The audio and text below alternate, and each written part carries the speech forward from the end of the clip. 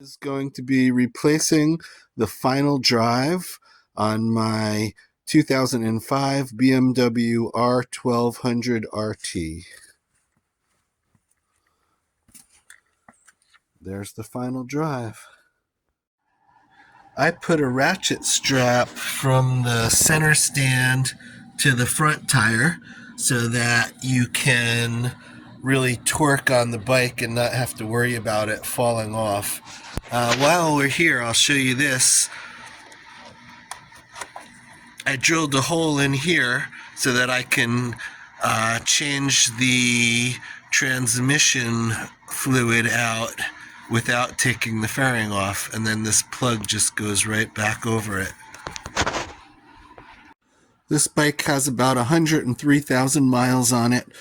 It's on its third transmission. I put the last one on, and this will be the second final drive. So I took off the muffler. It's a 16 millimeter for the clamp and a T45 Torx for the bolt that holds it on. I took this opportunity also to clean it up a little bit. If the muffler's been on for a while, these clamps can be hard to get off. The secret is making it real loose. As loose, you can even take the nut all the way off and then wiggle it a lot while you're pulling it out and spray it with some penetrating oil. Take the rear wheel off with a T50 Torx and wipe your rim down with some cleaner while you have the wheel off. Next, using a T25 Torx, I'm going to pull out the rear ABS sensor, which is right there. That's where your final drive oil goes. And then I'll pop off a couple of the clips and gently lift the sensor and wire up. So I took the sensor out here, gently pried the wire out of these two little clips here and here, and then put the wire and sensor up out of the way. Next, on this upper bolt here, we take that off using a 16 millimeter and a T50. Then that just pulls out, and then I'm going to take this drain hole plug out first, then I'm going to swivel it down and drain out the oil. So I've got the oil drained out of the final drive, and next I'm going to break loose the main pivot bolt. Now apparently this one has Loctite on it, so I'm warming up the nut here with a heat gun. The inside is a T55 Torx, and the outside nut is 15/16. So I got the main bolt and nut out with 15/16 on a breaker bar and the T55 on a ratchet. And then after I took those out, I had to use a drift pin. I actually just used a screwdriver and tapped through this way, and this piece comes out of the other side. Now you have to punch this out in order to take the final drive off. So I reversed that procedure to put the final drive back on, the main pivot bolt. I torqued it down. You need to double check. I believe it's 100 Newton meters, but please check that on your own. Use a torque wrench. And this rubber boot has to be greased on each side so that when it goes together, it keeps the water out. I use a dielectric grease for that, and pivot it up into place.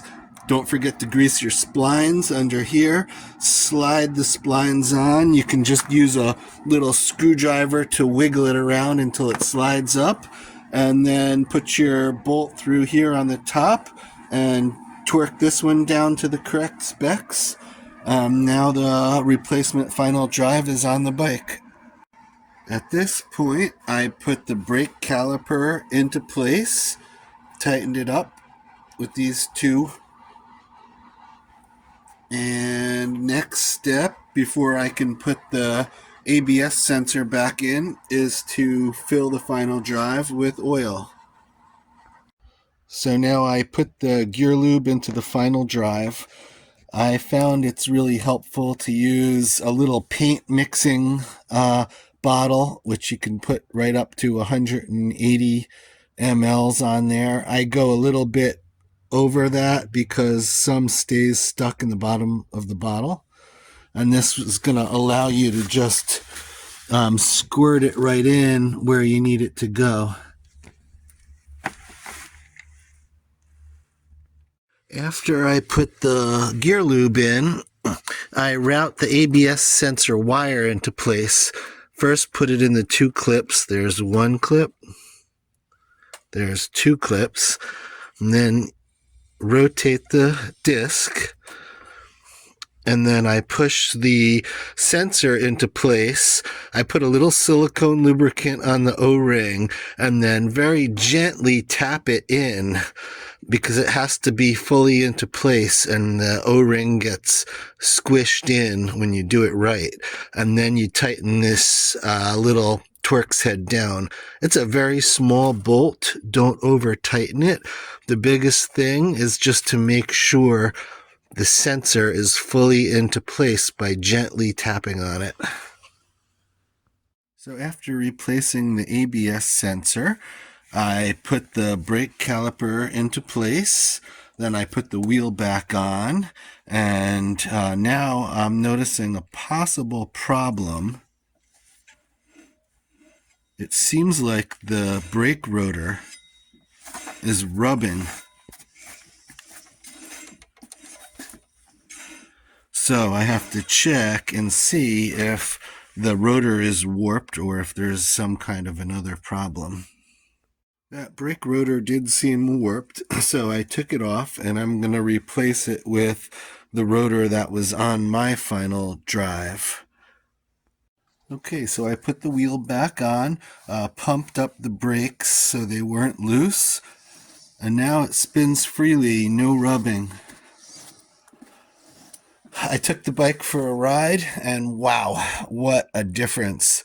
They say that the GS final drive is only a 4% difference, but 4% feels like a lot. I mean, it's so easy to take off in first gear now.